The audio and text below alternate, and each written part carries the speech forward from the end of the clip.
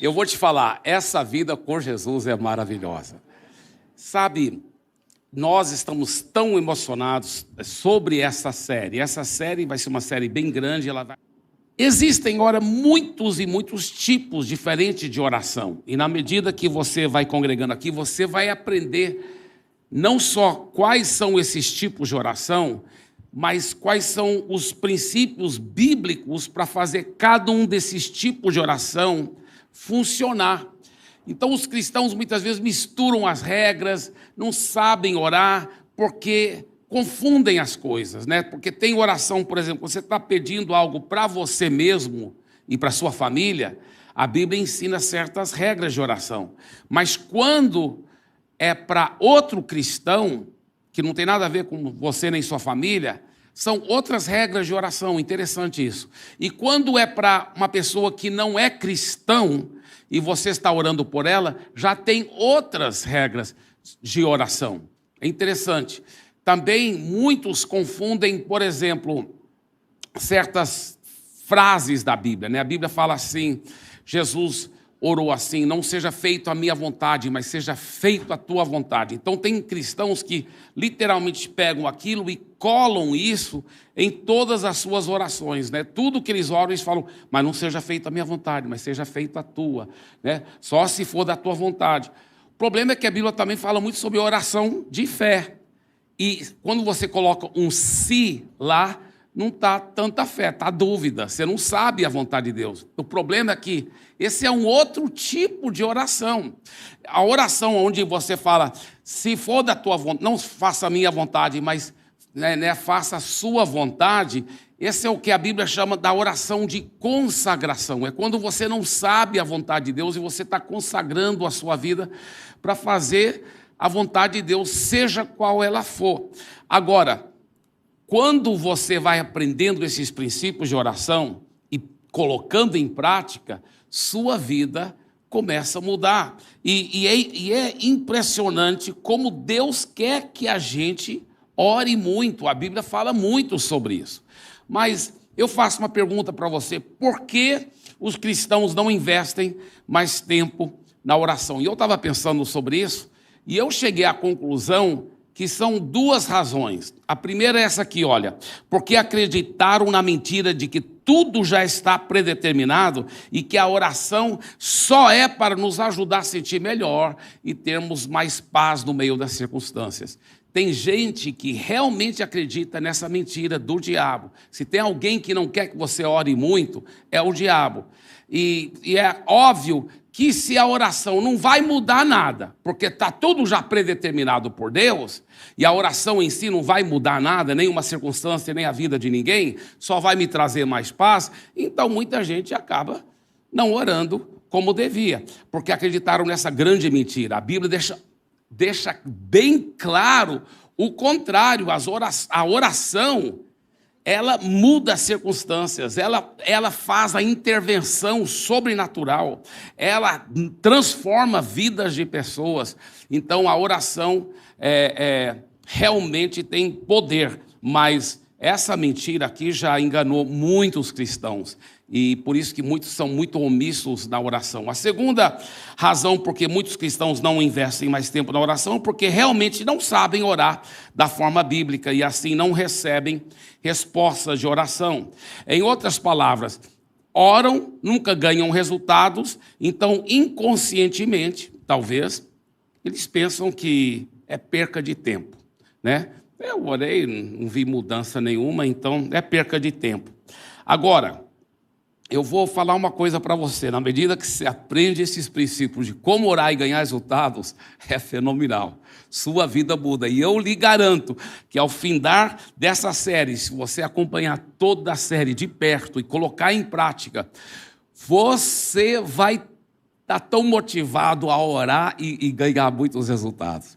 Porque é fenomenal o que a palavra de Deus ensina.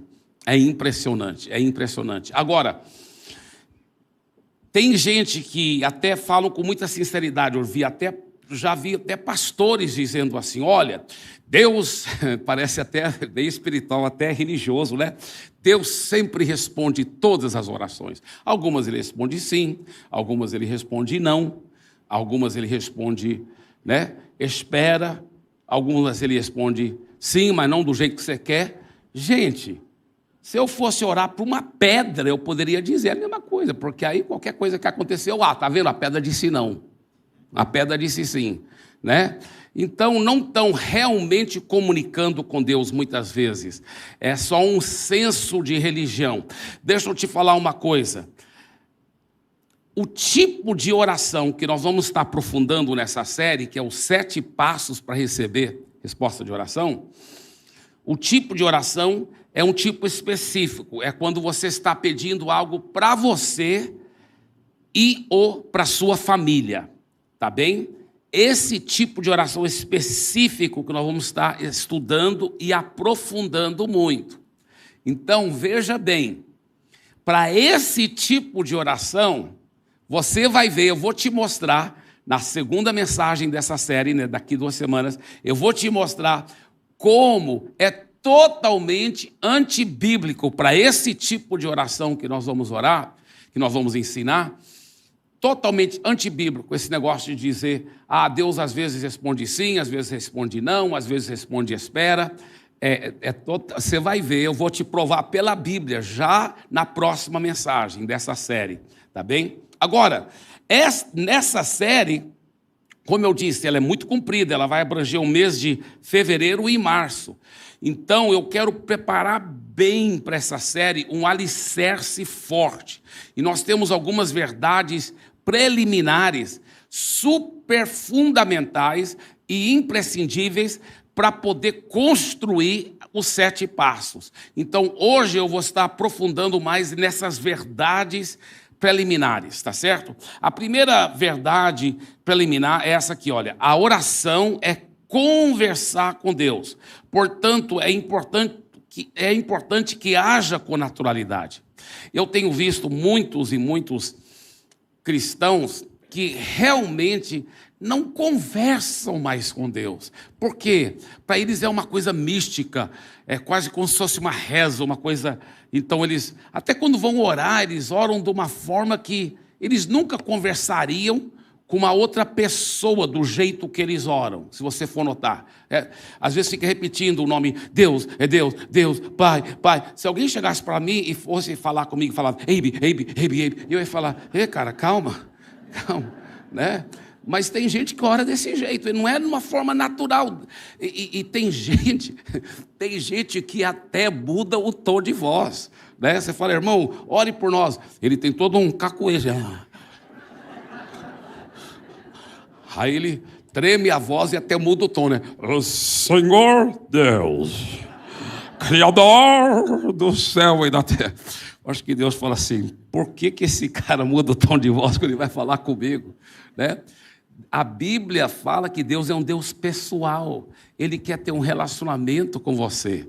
E Ele quer que você converse naturalmente com Ele. A segunda verdade preliminar. A oração deve ser um diálogo e não um monólogo. Então, isso aqui é muito profundo. Porque na medida que você vai cultivando intimidade com Deus, você deve aprender a ouvir a voz do Espírito Santo dentro do seu espírito. Ele pode falar audivelmente? Pode, mas não é a maneira que normalmente ele fala com seus filhos. A Bíblia fala que o Espírito comunica com o nosso espírito. E aí o seu espírito humano transmite para a sua mente. É uma coisa fenomenal. Eu explico muito mais isso no meu livro, Meu Amigo Espírito Santo, porque eu sou apaixonado por esse tema de ensinar os cristãos a realmente dialogarem com Deus. Oração não é um monólogo onde só você fala. Muito pelo contrário, Deus quer conversar com você. Deus quer comunicar com você. Então, muitas vezes a pessoa vai orar, vamos supor, ela vai orar sobre o trabalho dela e tudo, e Deus quer responder e falar cada coisa, mas ela nunca nem dá brecha para Deus responder. Ela nunca dá brecha. Você já teve uma conversa com alguém que nunca deu a oportunidade de você falar? Você está querendo falar alguma coisa, mas ela fica falando, e você... E ela não deixa você falar. é super desagradável e frustrante, né? E é difícil até desenvolver uma amizade com alguém que nunca deixa você falar, só ela que fala o tempo todo. Então, a mesma coisa com Deus. Para desenvolver um relacionamento, é importante você orar, aí dar uma pausa e ouve o Espírito Santo falando de volta com você. E você vai aprendendo a desenvolver uma sintonia com seus ouvidos espirituais, ouvindo Deus falar de volta com você. Você vai falar para ele, por exemplo, alguém vai orar: Deus, eu te amo, eu te adoro.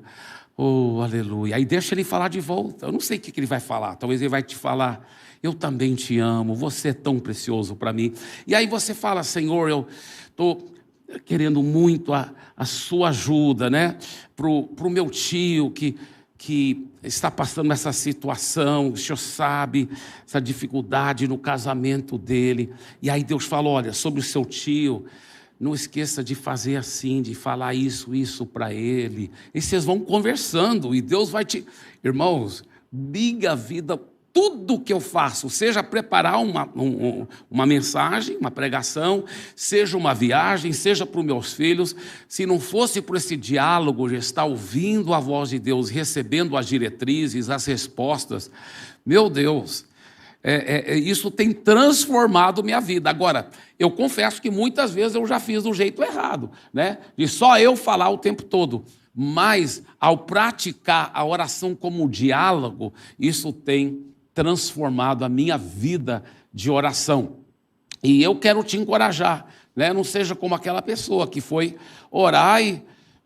Deus, eu te adoro. E ele quer responder de volta, né? E falar que ele te ama, mas... Aí ela já vai logo pedindo. E eu peço pela minha mãe, pelo pai. Ele quer te dar algumas informações, mas... E eu peço isso, e eu peço isso. Ele... em nome de Jesus, amém. Amém. E Deus... Amém, meu filho. Tchau. Queria tanto falar com você, mas só você que conversa, né? Então não seja assim, tá bem? A terceira verdade preliminar: Deus espera que sempre oremos. Não é opcional. Interessante, é um dos assuntos que a Bíblia mais fala e sempre está falando para a gente orar sempre. São ordens da palavra de Deus. Por que Deus mandaria a gente orar tanto? Você já pensou nisso? Jesus, que era o próprio Filho de Deus, por que ele viu a necessidade de orar tanto? A Bíblia fala que levantava cedo de manhã, cedinho para orar. Quantas vezes ele orou a noite toda? Separou uma vez 40 dias para orar. E os apóstolos também, toda hora orando, incessantemente. Mas por quê? Porque eles sabiam orar e ganhar resultados. Meu Deus, é tão maravilhoso quando você sabe orar e ganhar resultados. Aí que você vai orar muito mesmo. E a Bíblia fala que Deus espera que sempre oremos. Não é opcional. Por exemplo, Mateus 6,5, ele diz: e quando vocês orarem, não diz e se vocês orarem. Deus já espera, é óbvio que vocês vão orar. Lucas 18,1, Jesus lhes contou uma parábola para mostrar que deviam orar sempre e nunca desanimar. Orar sempre. Olha só, Romanos 12:12, perseverem na oração. Olha só, Colossenses 4, dediquem-se à oração, com a mente alerta e o coração agradecido. E 1 Tessalonicenses 5:17, orai sem cessar. Agora, por que Deus nos manda orar tanto? Por que Deus nos manda orar tanto? E essa é a quinta verdade preliminar. Olha, a quarta verdade preliminar, que é essa aqui, olha. A oração é o canal que Deus escolheu para liberar a sua vontade aqui na terra. Para mim, essa é uma das verdades preliminares mais fortes, mais poderosas, porque muita gente não sabe disso. É através da oração que a vontade de Deus é liberada aqui na terra. Você sabe que muita coisa que acontece aqui na terra não é da vontade de Deus que acontece. Né? Quando um caminhão passa em cima de uma criança, mata uma criança, você acha que aquilo foi a vontade de Deus? alguém jovem está morrendo de câncer, um casal divorcia, briga, bate um no outro, estupro, guerra, racismo, tanta coisa triste e horrível que acontece. Você acha que isso é vontade de Deus? Eu lhe garanto que não é a vontade de Deus. Isso não é da vontade de Deus. Muita coisa acontece que não é da vontade de Deus, pessoas ficando doentes. Você quer saber como é a vontade de Deus? É só olhar para o céu. Tem criancinha passando fome no céu? Tem dívidas que não estão sendo pagas lá no céu? Tem casal divorciando lá no céu? Tem brigas? Não, veja como é o céu. Lá no céu, a vontade de Deus não tem nenhum impedimento. Então, lá no céu, a vontade de Deus, ela flui livremente, lá no céu. E Ele nos mandou orar justamente para que a vontade dEle possa fluir livremente aqui na terra. Por isso que Ele falou, olha como Ele nos ensinou a orar. Venha o teu reino e faça-se a sua vontade, aqui na terra, como ela é feita lá no céu. Então, essa é a vontade de Deus. Você sabia que o céu é um planeta muito semelhante à Terra, só que é muito maior e muito melhor e muito mais top. A Terra foi feita para ser uma cópia do céu. Então, Ele quer que a vontade dEle seja feita aqui na Terra, assim como é feita lá no céu. E é interessante porque olha o que o Watchman disse, ele fala assim, não podemos mudar a vontade de Deus, mas podemos impedir que ela seja realizada na terra através da omissão na oração. Veja bem, a vontade, você não vai, com a sua oração, mudar a vontade de Deus. Não, Deus só quer coisas boas e você não vai mudar a vontade dele. Mas quando eu e você não oramos, nós podemos sim, através da nossa omissão, nós podemos impedir a vontade de Deus de ser realizada aqui na terra. Por quê? Porque Deus não vai forçar a vontade dele em cima de ninguém. Deus não quer robôs o seguindo. Se o ser humano não cooperar com Deus para liberar a vontade dele aqui na terra, ela não será liberada. Isso é muito forte. Eu gosto daquela ilustração assim que a vontade de Deus é como uma grande caixa d'água lá no céu. Lá no céu, a água sendo vontade de Deus, ela flui livremente. Lá tudo acontece perfeitamente de acordo com a vontade de Deus. Aí ela vem num tubo descendo para a terra e tem a torneira. Essa torneira se chama oração. Quanto mais você abre a torneira, quanto mais você ora, mais e mais você libera a vontade de Deus para acontecer na sua vida, na sua família, em todas as circunstâncias. Quando você não abre a torneira, quando você não ora, então muitas coisas vão acontecer na sua vida, na sua família, que nunca foram à vontade de Deus. Coisas que são a vontade do maligno para acontecer, a destruição e tudo mais. Agora, é interessante o que o John Wesley disse. Ele disse, parece que Deus escolheu a se limitar às nossas orações, que Ele nada fará pela humanidade a não ser que alguém primeiro lhe peça. É muito forte. E eu já tive essa experiência e ouvido, né, de cristãos que tiveram experiência. É como se fosse assim, olha, pastor, eu não sei o que é. Eu estou bem com Deus, minha família está bem, depois que eu aprendi os princípios da palavra de Deus, minha vida mudou, está tudo maravilhoso, pastor, Deus está fazendo tantas bênçãos e eu estou tão cheio de alegria, e eu não estou deprimido, mas parece que tem um peso, algo me incomodando, não sei o que é isso, pastor, eu vou te falar o que é. É porque você não está orando como deve. E por não orar como deve, a torneira está fechada. E a pressão da vontade de Deus querendo ser liberada aqui na terra, está pondo essa pressão na torneira.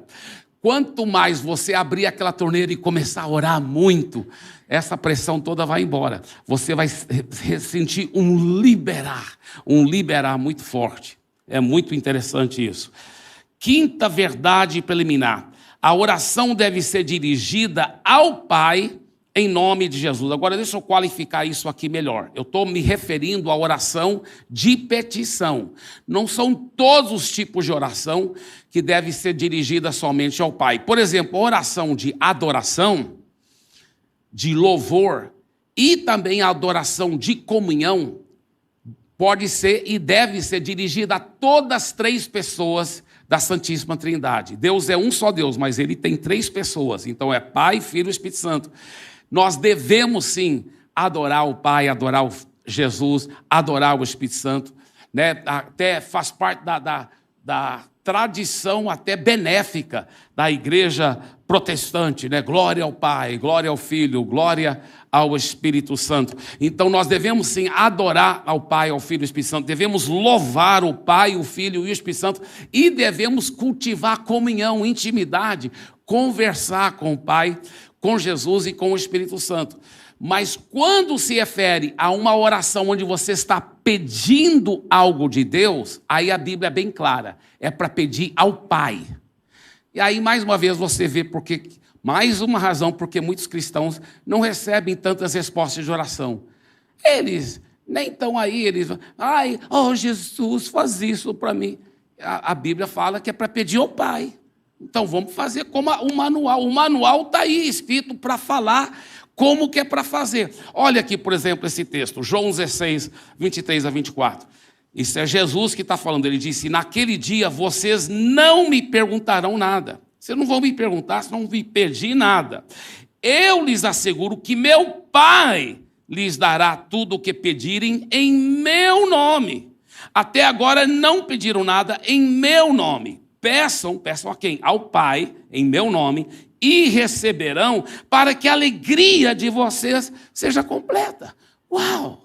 Então, olha o que o próprio Jesus está dizendo, ele fala assim: vocês devem pedir ao Pai, não peçam para mim, peçam ao Pai em meu nome. O que é essa palavra, pedir em meu nome? Tem cristãos que falam assim, termina toda a oração, né? Em nome de Jesus, amém, como se fosse uma forma de concluir a oração, né? É a forma oficial de concluir a oração. Em nome de Jesus, amém. Mas é importante entender o que é quando ele fala assim, peça em meu nome. Essa palavra nome, no grego, ela é sinônima com autoridade. Ele está dizendo, peça na minha autoridade. Eu estou te autorizando. Quando você estiver pedindo em meu nome, diante do Pai, é como se eu, Jesus, estivesse pedindo ao Pai. Uau! Então, quando você fala, Pai, na autoridade de Jesus, eu estou lhe pedindo essas coisas. Uau, é forte.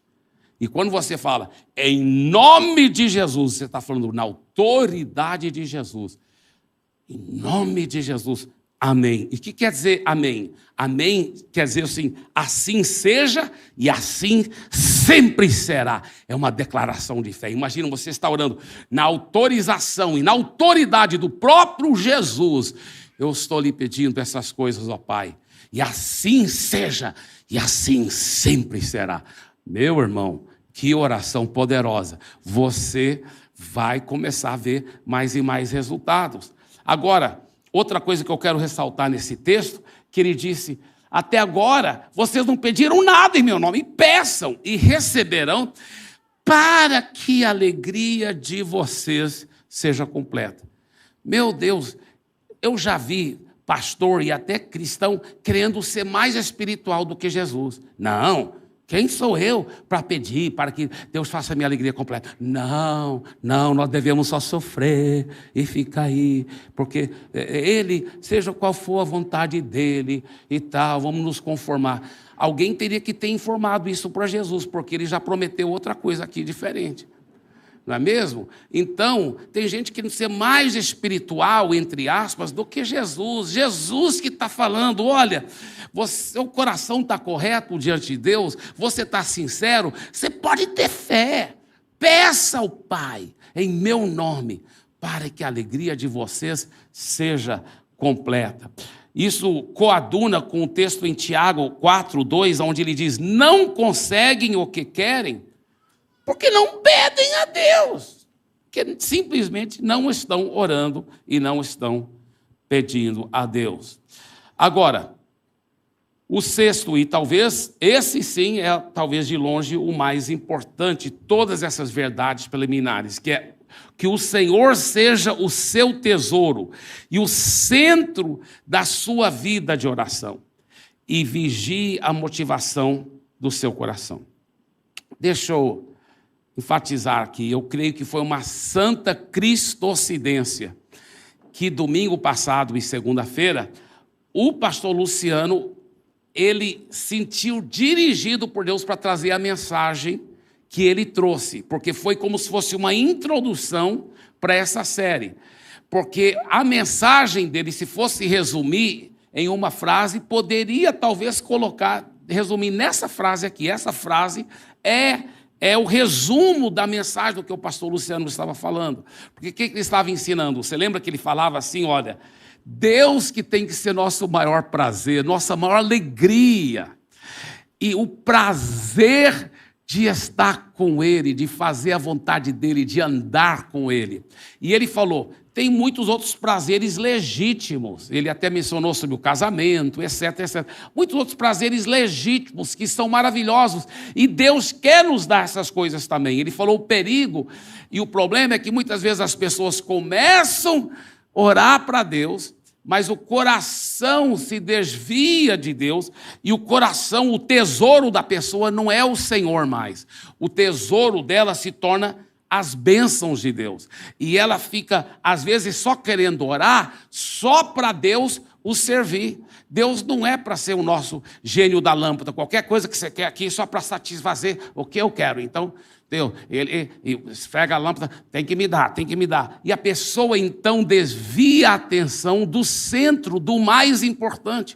E eu gostei o que o pastor Luciano falou. Ele falou, Deus quer te dar essas coisas boas daqui também. O problema é quando o seu coração está aqui, em vez de estar aqui. Quando o seu coração está aqui, aí você pode orar em fé, que Deus vai te dar essas outras coisas também. Mas não deixe que seu coração se apegue a esses outros prazeres. Nosso maior prazer, nosso maior tesouro tem que ser o Senhor.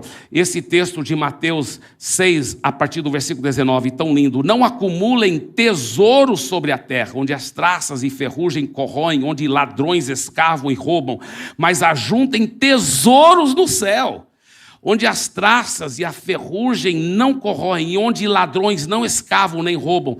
Olha o que ele diz, porque onde estiver o seu tesouro, aí estará também o seu coração. Onde está o seu tesouro? O que você mais está entesourando? É a presença de Deus? É fazer a vontade de Deus? É ver mais e mais pessoas seguindo Jesus? Ou você está entesourando uma vida egoísta, egocêntrica, onde é a avareza que manda na sua vida, né? O egoísmo. Então, ele diz, porque aonde tiver o seu tesouro, é lá que vai estar seu coração. Você quer seu coração com Deus ou no materialismo? Com Deus ou no egoísmo? Então, isso é extremamente importante. Eu nunca vou esquecer, não foi aqui em São Paulo, foi numa outra igreja que eu estava pastoreando, um senhor, ele era um empresário, ele não passava necessidade, mas sempre vivendo no limite, né, com as dívidas e aquelas coisas, e a vida dele muito cheio de vícios e problemas, e ele converteu, entregou a vida para Jesus, nunca vou esquecer. Ele ficou tão apaixonado por Jesus, mas o tesouro dele era o Senhor, e o coração dele, porque onde está o seu tesouro, lá está o seu coração, e o coração dele estava com o Senhor, e ele apaixonado por Deus, ele só queria falar de Jesus, e ele foi aprendendo, né, porque nós até estávamos pregando na igreja, ele estava congregando lá conosco, eu era o pastor, e eu fui ensinando os princípios, da palavra de Deus, o que a Bíblia ensina. Eu fui ensinando esses princípios revolucionários sobre como prosperar, como realmente prosperar na vida. E ele colocou em prática, gente, ele começou a prosperar tanto. Deus começou a abençoá-lo muito, muito financeiramente. Até aí, não seria errado se ele tivesse continuado com o coração aqui, o tesouro dele sendo Deus. Mas não, o que ele deixou acontecer? Ele deixou o coração dele agora esquecer de Deus e ficou cada vez mais apaixonado, agora pelas riquezas que ele tinha, porque estava ficando muito rico. E eu vi que estava errado. Eu falei, cara, mas você não pode esquecer quem te deu tudo isso. E outra coisa, essas coisas nem são as mais importantes, é Deus, cara. Você tem que continuar buscando mais e mais a Deus. E ele foi esfriando espiritualmente. Ele não chegou a deixar completamente o Senhor Jesus, mas o coração dele não estava mais. Jesus não era mais o tesouro dele, era os bens materiais que era o tesouro. E o diabo fez gato e sapato dele, destruiu a família. Olha, foi horrível o que aconteceu. E finalmente ele acordou, graças a Deus. Ele arrependeu, ele falou: você tem toda a razão, eu deixei meu coração desviar. Eu não pessoalmente desviei completamente de Deus, mas no meu coração eu estava desviado. E ele arrependeu e consertou a vida com Deus. Foi lindo, mas ele teria evitado tanto sofrimento, porque no caso dele a prosperidade, em vez de ser bênção, se tornou uma tremenda maldição. Então nós temos que ter muito cuidado. Esse sexto aqui, vamos ler de novo, olha só, essa sexta verdade preliminar: que o Senhor seja o seu tesouro e o centro da sua vida de oração. Agora tem mais uma parte, esse sexto aqui também. E vigie a motivação do seu coração. Então, mesmo quando o Senhor é seu tesouro, vigie. Por que você está pedindo essas coisas? Você está pedindo para você mostrar para todo mundo alguma coisa, ou você está pedindo porque você realmente crê que isso que vai ser o melhor para o reino de Deus, para a sua família, para a glória de Deus? Então vigie muito a motivação do seu coração, porque aquele texto lá de Tiago, capítulo 4, é verdade pura. Muitos não têm porque eles não estão pedindo, mas aí ele explica que muitos até pedem e não recebem. Aí vamos ver o que ele diz lá, olha só: não conseguem o que querem porque não pedem a Deus. Aí ele fala: e quando pedem, não recebem. Por quê? Pois seus motivos são errados. Pedem apenas o que lhes dá prazer. Isso é sério demais. Então, vigie a motivação do seu coração na medida que você vai orando, porque você vai aprender segredos aonde a oração funciona. Você vai ficar até assustado, no bom sentido da palavra. Meu Deus, agora eu sei orar e ganhar resultado. Amém, amém, glória a Deus. Mas ore sempre tendo a motivação correta, colocando Deus em primeiro lugar. Isso é muito, muito sério. Agora, deixa eu até te dar um exemplo. Claro, esse é um exemplo bem exagerado, mas eu lembro anos atrás, na igreja que eu estava pastoreando, em outra cidade, e uma jovem chegou, no final do culto, eu estava orando para as pessoas, e ela falou: eu queria, minha perna assim está com problema, e é muita dor, quase não consigo andar, e está bem sério. E eu já ia declarar a palavra de fé: Jesus vai te curar agora, porque a Bíblia tem muitas promessas sobre cura. E eu ia, e ela, ainda bem que ela continuou falando. Ela falou: mas sabe por que eu preciso ficar totalmente boa? Eu preciso ficar logo, porque inclusive era mais ou menos igual a essa época aqui, mais ou menos uma semana antes do carnaval, igual nós estamos agora. Ela falou: sabe por que eu preciso ficar curada logo? Eu falei: por quê? Ela falou: porque eu quero dançar muito, pular muito no carnaval. Aí eu falei: olha, eu vou orar para Deus estragar a outra perna também. Estou brincando. Não, na realidade o que eu falei para ela, eu falei: aí não é assim, você não usa Deus como gênio da lâmpada, você tem que ter uma motivação pura.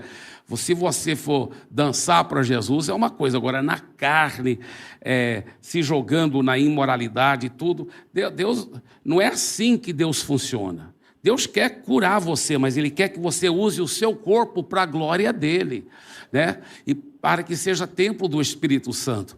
Então eu expliquei para ela, porque tem muita gente que realmente só querem usar a Deus, então tem que vigiar a motivação do seu coração. Mas até os cristãos sérios nós temos que vigiar. Deixa eu explicar. Eu nunca vou esquecer, eu era solteiro e eu já tinha pisado na bola muito com namoros que não eram totalmente corretos. E Deus agora tinha me dado vitória, ainda como solteiro, sobre todos aqueles pecados. E eu estava andando em santidade, estava tão maravilhoso. E aí eu falei, Deus, eu quero casar. Só que eu não quero casar fora da sua vontade.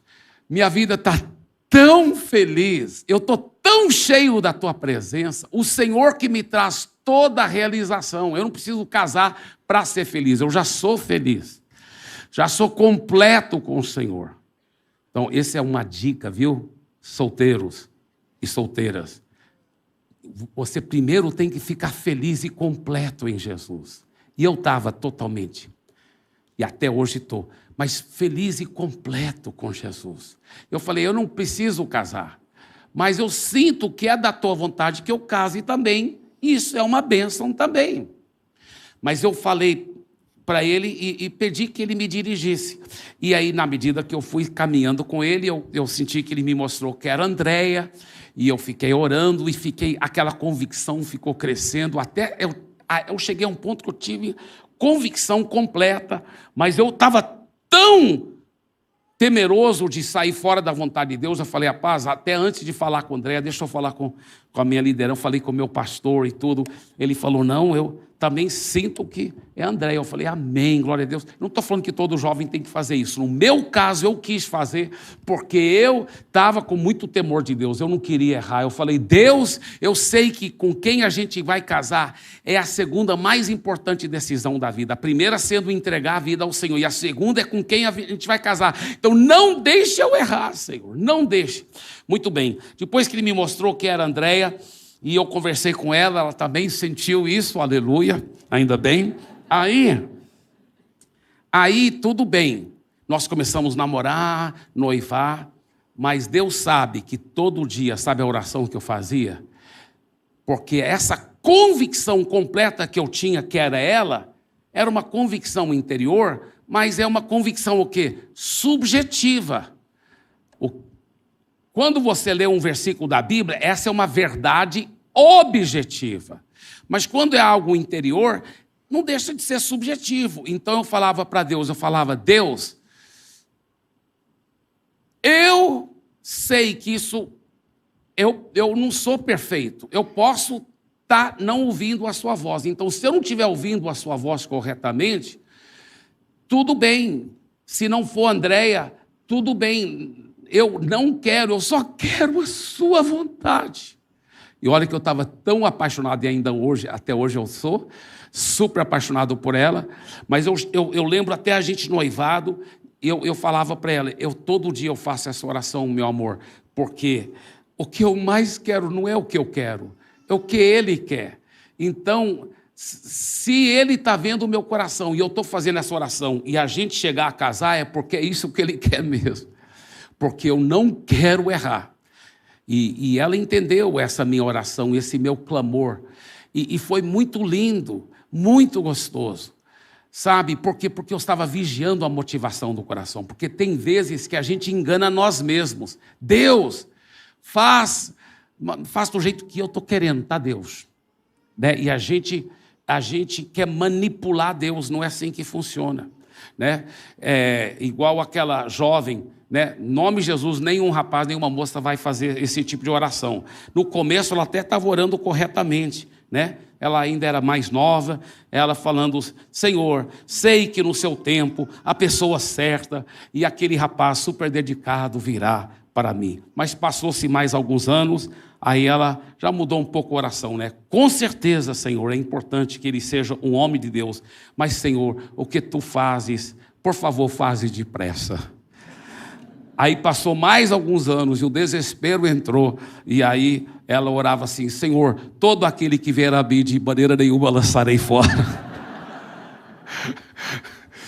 Mas a realidade é que a gente tem que confiar no Senhor, né? E Ele vai fazer. E isso me leva para a sétima verdade preliminar. Dependa do Espírito Santo para lhe ajudar nas orações. Dependa dele constantemente, né? Romanos 8, 26 a 27 fala: da mesma forma o Espírito nos ajuda em nossa fraqueza, pois não sabemos como orar, mas o próprio Espírito intercede por nós com gemidos inexprimíveis.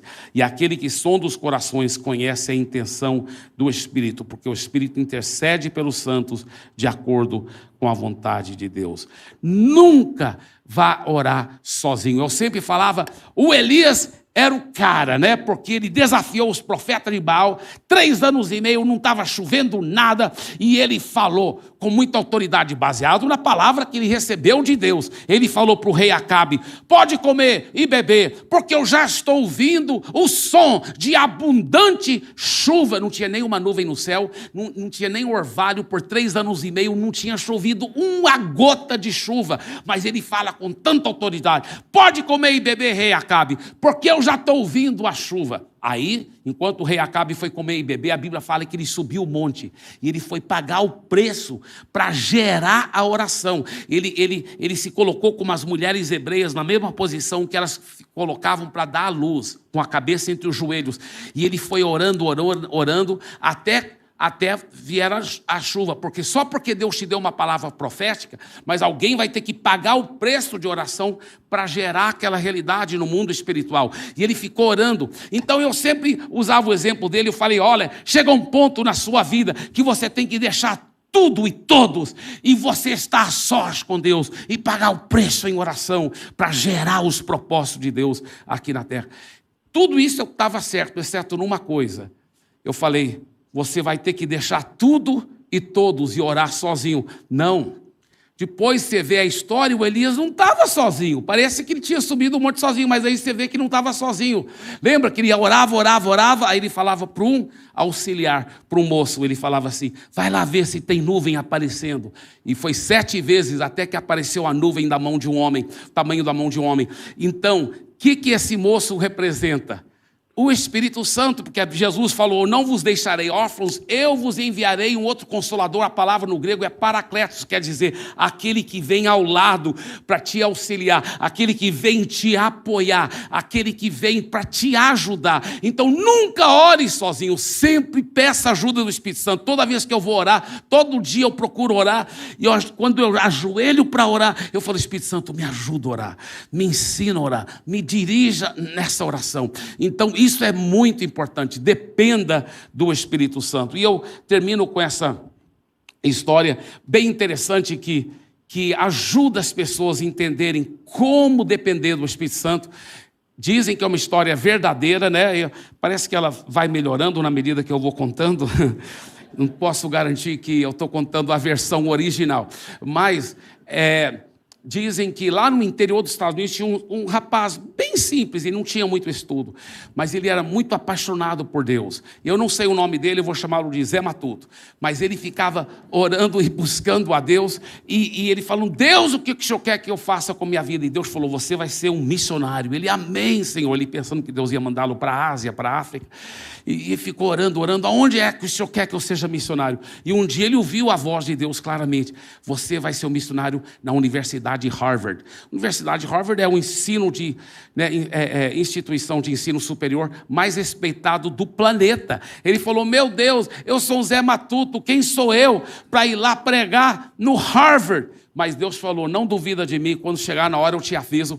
Quando chegou o dia, Deus falou assim: agora vai lá no campus, fica andando, conheça quem é quem, mas não começa a pregar ainda. Ele foi andando por vários dias, orando lá no campus, conhecendo. Ficou sabendo que o presidente do corpo estudantil era um aluno de direito, um gênio, um cara brilhante, mas um ateu convicto. Ele ficou sabendo quem era quem. Aí um dia Deus falou assim para ele: vai lá agora e pregue para o presidente do corpo estudantil. Ele falou: Deus, eu tenho um pouco estudo, ele é um gênio, mas é um ateu convicto, ele vai me triturar. Deus falou: não duvida de mim, só vai lá e começa a pregar.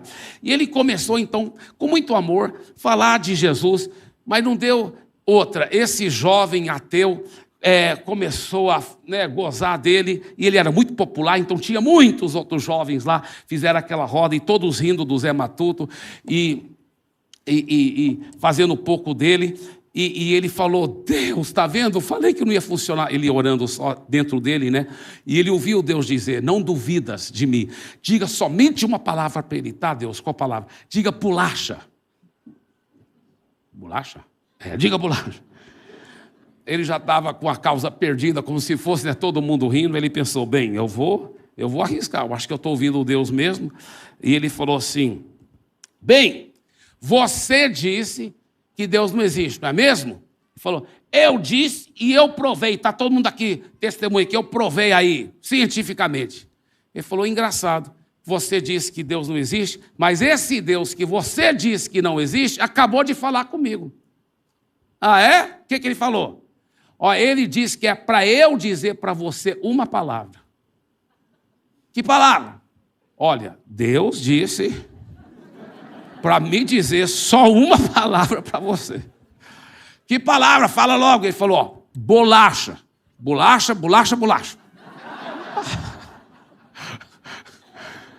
Aí todos os alunos riram, menos o presidente do estudantil. Ele era como se fosse recebendo umas pauladas na cabeça dele. Ele falou, o que você disse? Ele falou, bolacha. Ele falou, mas foi Deus que te mandou dizer para mim? Ele falou, foi Deus. Falou. Aí ele começou a chorar. Aí ele disse, então Deus existe mesmo. E ninguém estava entendendo. Aí ele mesmo explicou. Ele disse, gente, ninguém vem estudar, ou quase ninguém vem estudar no Harvard, pensando em não querer ser alguém importante. A maioria dos presidentes dos Estados Unidos formaram daqui. Eu quis fazer algo grande com a minha vida. É a razão que eu estou aqui.